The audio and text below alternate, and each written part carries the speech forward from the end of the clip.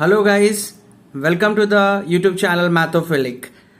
In yesterday video, we discussed about groups and periods in periodic table. As we know, groups are vertical columns and horizontal rows are called as periods, right?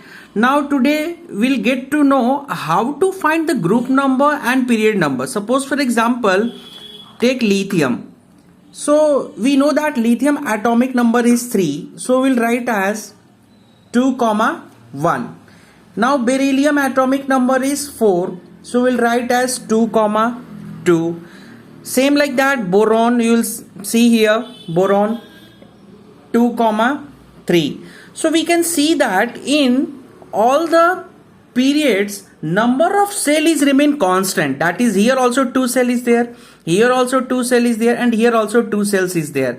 So in periods, number of cell will remain same. So we can see here 2 cell is there. So lithium, beryllium, boron, carbon, nitrogen, oxygen, fluorine, neon all belongs to the second period element. But what about group? So you note down one thing, in periods number of cell will remain constant. This is very important, number of cell will remain constant.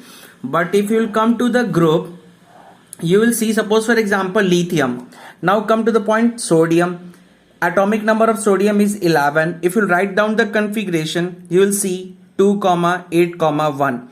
So here you see, in lithium also the valence electron is 1. In sodium also the valence electron is 1. So in groups, number of valence electron will remain same throughout. So we can study their chemistry easily. And in periods, number of cell will remain constant. So how to find group number and period number? For period, you have to find how many cell is there. And for group, which group elements belongs, so you have to check the number of valence electron, how much it have in the outermost orbit. Hope you understood. You try other examples on your own, okay?